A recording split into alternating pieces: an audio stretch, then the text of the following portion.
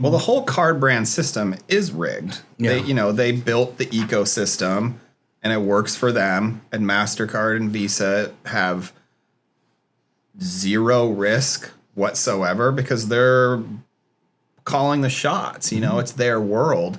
So, yeah, the whole system is set up against the merchants. Now, the cardholders actually, we're all pretty protected in that. And so that's the idea is when we're talking to, Visa and we're, talking to them about, what's the purpose behind all of that? They get away with it because we're protecting the cardholder. Yeah. And so we saw a shift in COVID when all of a sudden merchants are going out of business, and merchants are people too. By law, businesses are people. So you're not protecting them. They're the victims. Welcome to the Payments Experts Podcast, a podcast of Global Legal Law Firm. We hope you enjoy this episode. We're really excited today. We've got an in-studio podcast. Joining us, Senior Associate Attorney Bryce Vandermoor, who oversees our match list work, as well as Managing Partner of the law firm, James Huber. And we do have Ryan Reynolds as a special guest. No relation. No relation, exactly. Gentlemen, we're talking about match list litigation, maybe why it's the best option to get off the match list these days. Go ahead and jump right in. Well, traditionally we send out the inquiry letter and ask for a response, and it's just total silence. And I know that is very frustrating for our match clients because they need movement, they need to understand what's going on as soon as fast as possible. And I have over time developed the impression or the supposition that they don't want to talk to us at all. We're not talking to lawyers. We're predominantly talking to analysts or whatever's below an analyst, or in some cases, granted, like a compliance attorney, but we're not talking to litigators. And so I have had to adjust my strategy, and we're just going straight to the litigation now. We're drafting the complaint, emailing it to them or sending it to them, as a courtesy with a 1 week response deadline, letting them know that this is real. We're not going away. I know your MO is to just try to wait us out until we burn out or lose steam, but this is going to happen. And the advantage of that is that now the bank has to go, or the processor has to go and get their own litigation attorney, who invariably calls me up, says, hey, what's the deal? Why are you filing this complaint? My response is the same. This is like the only play you guys are leaving me. But I have found that if my goal is if I do this enough, that maybe they'll say, okay, maybe we don't have to spend the money to go out and hire a litigation attorney. Maybe we answer this yes or no question. Like the fact that it takes our clients having to pay thousands of dollars to draft a complaint to get an answer to a yes or no question is absurd. But that is basically where we're at right now. But as we've said before on this show or this podcast, the whole goal of this is regime change, right? Protocol change. If we someday don't have any match cases because Mastercard has changed its rules and brought some sanity to this process, I feel like I've done my job. That's my goal. Because it's not going away. I mean, there's the match list, if working perfectly, is protecting the industry from bad players. You're having an alert right now, but yeah, we see so many people on match. It's, everybody's a problem. It's like becoming the exception. I mean, there's, millions and millions of merchants not on match, but there are so many. And then there's so many that are certain types that are on there. Mm-hmm. And I agree with the litigation tactic. I always have. We're a law firm, but for years, it would be months and months and months of, can I get off match? I'm losing money every day. And we always would say, look, the way to get these people to respond is sue them. Everyone's like, can't you do something? You're an attorney. I can do two things. I can sue somebody and I can subpoena them. Baseball bat guy, Bryce probably knows a guy. But the other than that, that's really all we can do. The other thing is, I guess, go lobby Congress for change. But I got a feeling that Mastercard and Visa actually don't have a feeling. I actually know that they spend so much on lobbying. You're not going to get them to do anything. As was said in a previous podcast, they spend more than God in lobbying. I doubt that. The church probably spends a lot. I guess it depends which God. Yeah, maybe some of them. But yeah, it's you can ignore a letter, you can't ignore a complaint. You got 30 days to respond. You have 30 days to respond, and it's basically like putting them on the clock. You can try to spin this as long as bury this as long as you can, but you cannot ignore a complaint, and that is basically we've had a lot of success with that lately. So that's my goal is never to drag anybody into litigation. It really isn't. I understand like what the toll it takes on our clients. They're already in trouble financially, and now I'm hitting them up for legal fees. Which when you are fighting somebody or dealing with somebody who has unlimited resources, it can get out of control really fast. I just want to get a dialogue, and so this is really the only play that they've left to us, and it seems to be working. And it's a tricky situation. We learned early on, don't file a lawsuit unless you're willing to go the whole way. Early on in my career, I'd take on cases and be, let's just sue them and see how it goes, and hopefully that changes their mind, and then it doesn't, and then they're in it, and then they're going, well, I can't pay for this, and I'm like, well, then it was all for naught. Yeah. The rule of thumb in litigation typically is whoever has more money is going to win, but you just need enough. So it's a tricky tactic here of, are you willing to go the whole way? But the good news is these cases, they're not that complex. Mm-hmm. I'm not having to go depose 100 people. As far as our litigation, no one's ever gone to trial ever in the history of Match. And I know that almost for a fact. I know we were, I think, the third to take one to like a week before arbitration. And all the ones before that, they settle right before because the outcome is potentially regime change. Mm-hmm. So if you have an arbitrator or anyone going, you abuse the match process, you need to change the whole way that you're doing business, that's way more expensive. We had a bunch where we're going, look, we just want to get off Match. And they're like, we'll give you X amount of dollars. We're like, wow, that's a lot of money. How about you save your money, just take us off Match? And they'll say no really stubbornly. But that's really changed over the last ever since COVID. We're all of a sudden now they're going, fine, we'll take you off. Because I think that the card brands have eased up on, because it used to be like, oh, if you made a mistake doing Match, what else are you doing wrong? Now they're going, yeah, I get it. You guys are shoot first, check their skin color later. Oh man, that's a very valid accusation. We're gonna get demonetized, guys. Well, but also so the whole goal for me with our clients is just trying to find out what happened as quickly as possible. And waving the complaint in their face, I felt we've really made strides there. But unfortunately, what we found out is how many of these match placements, they don't even know what the merchant did. They don't know. They don't know. Or it's based on some ridiculous misunderstanding. And then we have to spend 5-6 months just getting them to respond, to accept the fact that they made a mistake. So guys, explain that. How can they not know? For the listener, this entity put them on match list. Mm-hmm. They're supposed to have a reason. Yep. How do they not know? What are they telling you guys? Well, I've also just given up for the most part on dealing with the processors. The processors cannot get me what I need for my clients. Only the bank can do it. So I'm just tired of being stonewalled by the processors. So now I just leapfrog over to the banks, and they don't really have any idea as to what their processors are doing or seemingly doing. It's after the fact. They're only looking into it after a complaint hits their desk. Until then, it's just see no evil, hear no evil. So it could be. I mean, it could look. This at this point, it could be an underwriter or compliance person. They could be using AI, and they are. I mean, they've always have been. They're looking at numbers. They're looking at metrics, and they're saying, "Whoops, he went a little outside. Match him."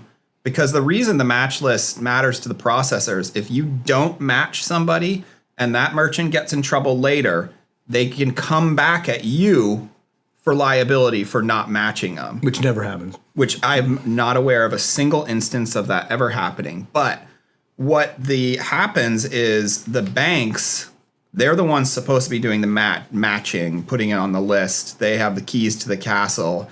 But most of the banks don't really do anything, and they just turn the keys over to the ISO or the processor or the FSP.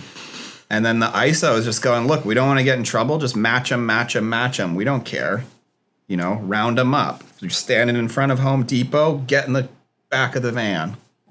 Figure it out later. I'm sensing an underlying theme to this entire podcast. Exactly. But also what's happening, like, more often than not, is that Mastercard is ordering the bank or the processor to just match them, but is not explaining to the bank or the processor why. Like, yeah, they just send a notice that says, look, recommended, you got fined because of this activity. You got to put everyone on match, and they won't even say the merchants. And so sometimes the processor, they don't even know. They're like, all right, I'll match him. You happy, Dad? Yeah, but we have for instance, I have a ton of peptide litigation, you know, like we're going right now, like the Wegovy's and the Ozempics of the world, and Mastercard just seems to be just blanket matching them all. And I'm coming back to these banks and these processors and showing them, like, here's how my guy is in compliance. I just have to believe that Mastercard just really doesn't have a real understanding of the difference between a research vendor or a therapeutic vendor. I think they just don't want people to lose weight. And they don't, I mean, the fatter the better. But yeah, so spending more, you're eating less, you're not spending enough money. Never spending enough money. But yeah, it's feeds the healthcare system, no doubt. I'm trying to get the people banks. Are too healthy. They're not going to pay medical bills. That was a good one.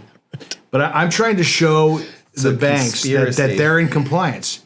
And usually we can come to an agreement that will satisfy the banks that the placement is wrongful, because Mastercard explicitly says if you have a problem with this placement, you got to go back to the bank. But and this has been going on for the better part of this year, and in all these negotiations, I have yet to have anybody tell me, oh, well, we took this back to Mastercard and they said like all this. That nobody ever says that, and so that leads me to believe that Mastercard is just like making the call, match them. Here's a big fat fine for you because you missed, your underwriting was bad, even though you thought that you were underwriting this merchant within the terms of Mastercard, until Mastercard changed the game. And then retroactively, they hit you up with a fine. Like, you didn't know that we changed the rules like on the fly? Like, how could you do that? Here's like $100,000. Like, we got one guy who got hit for $425,000. No explanation as to why. And we're not even sure that the match placement is valid, but the money's already gone.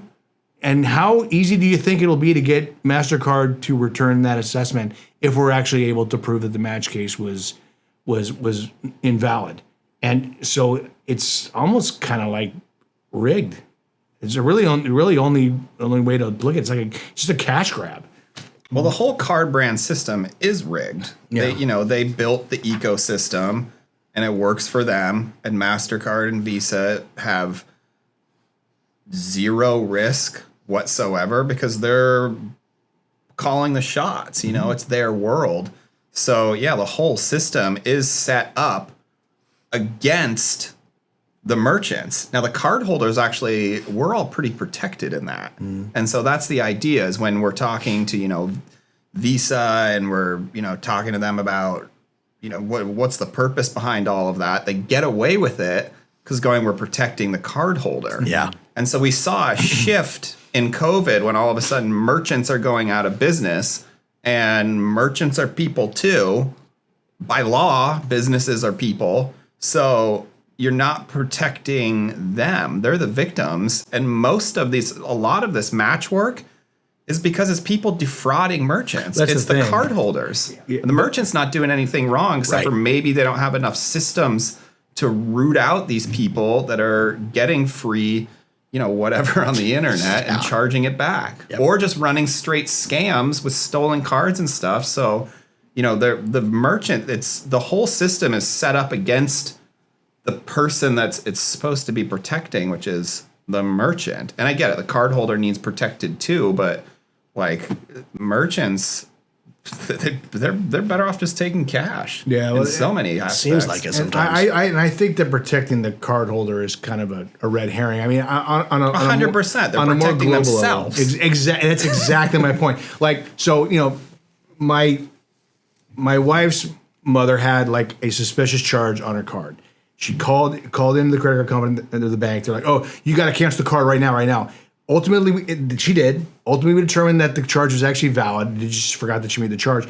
But I was like, why were you in such a rush to cancel that card? Because you're not going to be held responsible for that. Because any fraud is going to be covered by the bank. Like if the charge is invalid, it'll be corrected by the bank.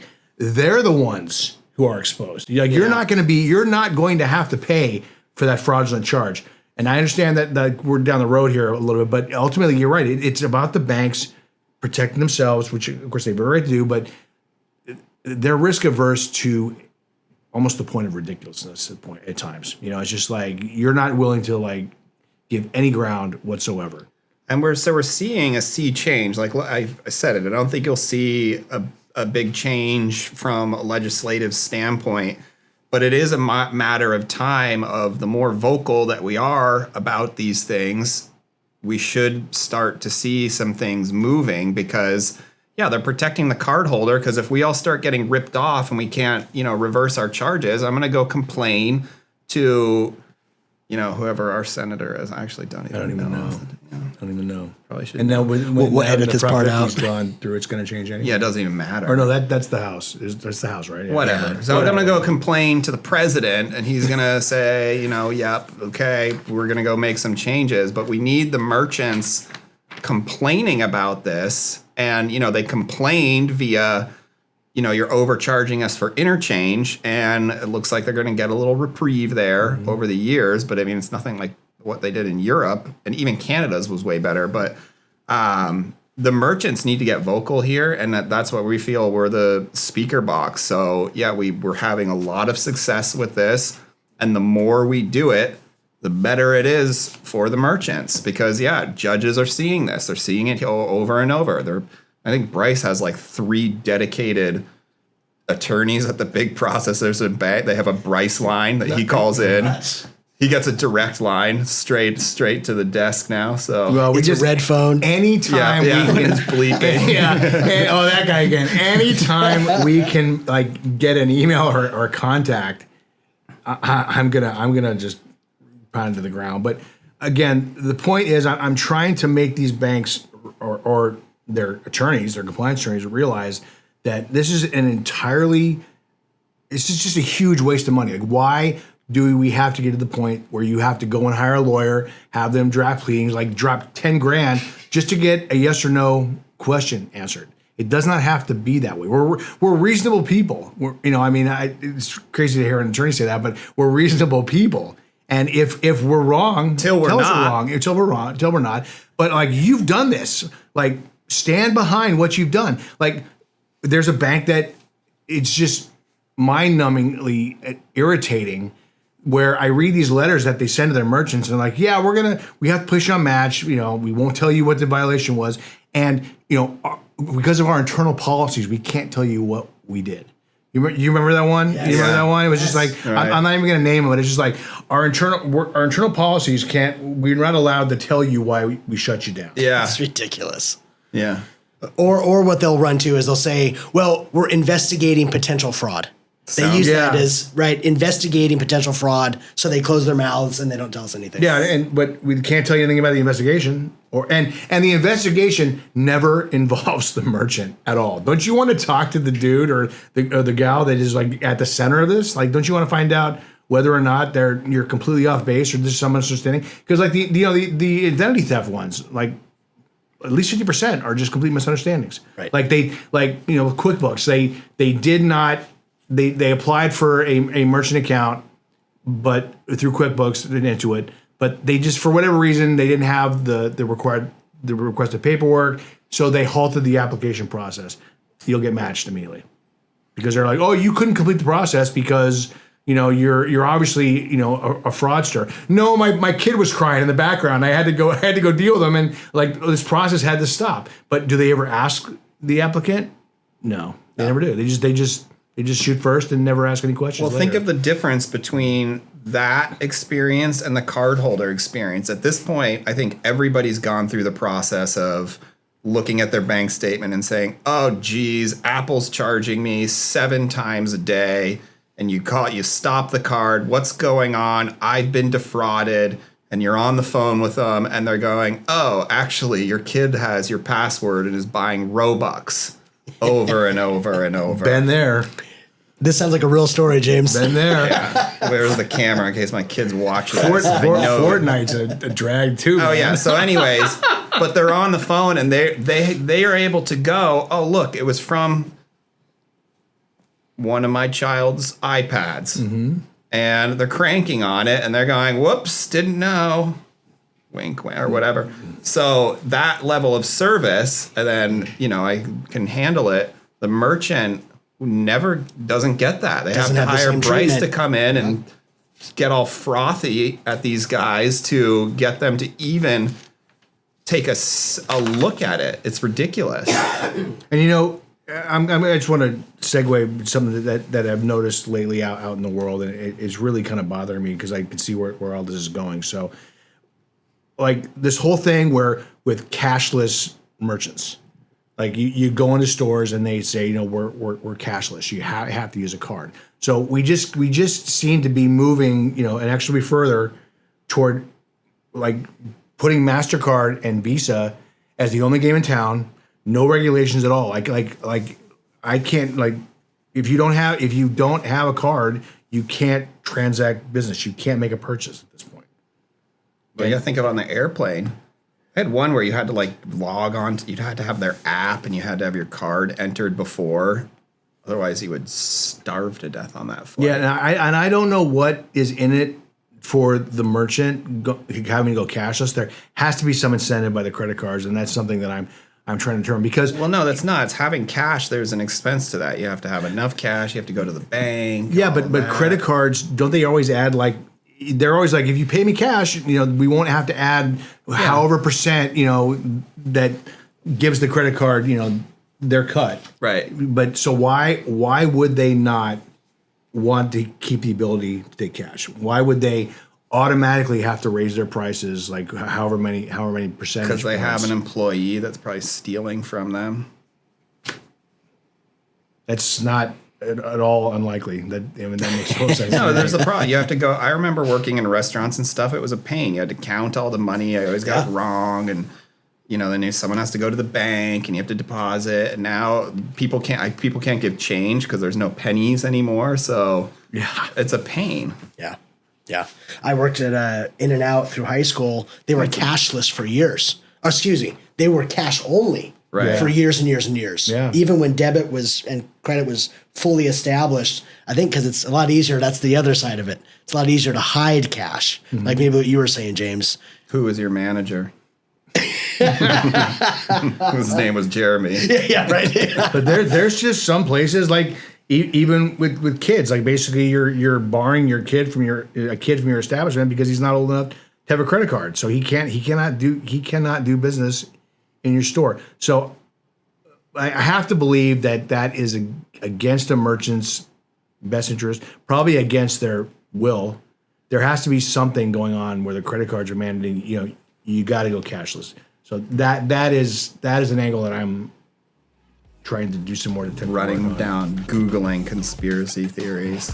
In this day and age, like all these conspiracies that I thought there's no way. There's just no way they could happen. Now I'm kind of like, especially with what's happening lately, I'm like, I don't know, man. Thank you for listening to this episode of the Payments Experts Podcast, a podcast of Global Legal Law Firm. Visit us online today at globallegallawfirm.com. Matters discussed are all opinions and do not constitute legal advice. All events or likeness to real people and events is a coincidence.